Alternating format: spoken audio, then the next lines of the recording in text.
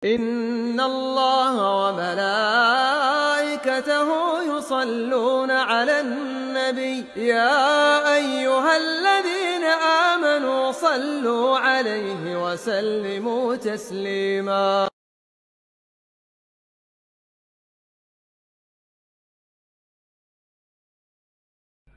Assalamualaikum Ustaz. Waalaikumsalam warahmatullahi wabarakatuh.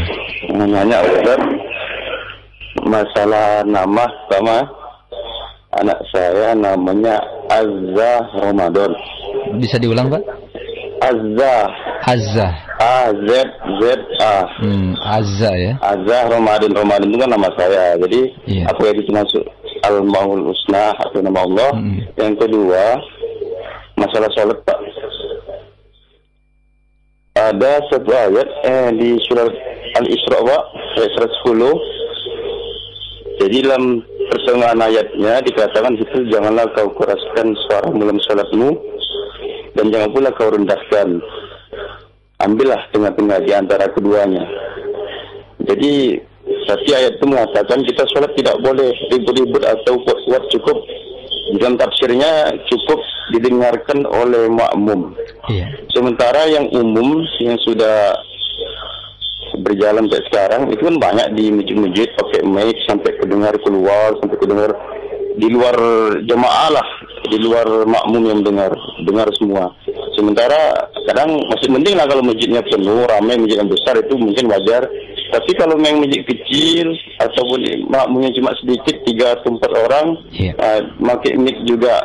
Jadi apa itu hukumnya? Sementara dalam ayat tadi dikatakan seperti itu Pak. Baik, terima kasih Pak Ramadan. Terima kasih banyak. Assalamualaikum. Waalaikumsalam warahmatullahi wabarakatuh. Silakan Ustaz. Ya, tadi yang namanya pertama tadi apa? Azza ya? Iya, Azza Ramadan. Azza Ramadan. Iya, Ramadan ini nama Bapak tadi. Nah. Oh iya, nggak ada masalah, nggak ada masalah. Iya. Kemudian yang kedua tadi mengenai sholat yang diakhirkan bahkan dengan menggunakan pengeras suara, bagaimana Ustaz?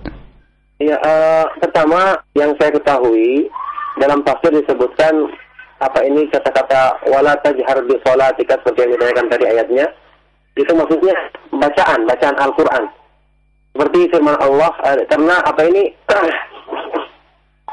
maksudnya bacaan Al-Quran dalam sholat kita, ya itu jangan terlalu dikeraskan. Itu disebutkan di sebagian tafsir ya, di tafsir Ibnu Katsir yang baca. Itu dulunya orang-orang musyrik kalau mendengar Al-Quran dibaca, maka mereka akan mencelanya. Maka ini Allah perintahkan agar tidak didengar oleh orang musyrik karena di awal-awal penyebaran Islam masih belum seperti itu. Adapun yang kenyataan yang dicontohkan tadi, maka itu jelas benar ya, maksudnya tidak perlu sampai dikeraskan sekali, apalagi juga masjidnya tidak penuh banget, kemudian cukup dengan bacaan imam saja itu kedengaran, maka tidak perlu pakai mic yang sampai keluar misalnya, kecuali kalau di masjid-masjid besar kayak Masjid Nabawi yang juga orang sholat sampai di halaman-halaman Masjidil Haram, ini perlu di mic yang besar karena didengar semua orang, karena butuh untuk didengar suaranya imam. Tapi kalau dalam masjid kecil maka cukup dengan suara yang sampai dan dengar suara imam tersebut oleh semua makmum. Tidak perlu sampai orang di luar yang mendengarnya. Cukup dengan azan dan mengingatkan mereka untuk melaksanakan kewajiban sholat berjamaah. Demikian. Ada lagi pula nanti jadi mengganggu orang yang misalnya di rumah yang tidak wajib sholat kayak perempuan, mereka bisa jadi kalau mereka tidak mendengarkan dengan baik tersebut kan nanti juga terkena ancaman, sementara mereka punya kegiatan lain yang mengharuskan mereka tidak bisa mendengarkan dengan baik bacaan tersebut, akan menimbulkan banyak masalah nantinya, dengan cara seperti ini. Jadi lebih bagus dibatasi seperti yang dikatakan tadi, suaranya cukup didengar oleh makmum yang sholat dalam masjid tersebut.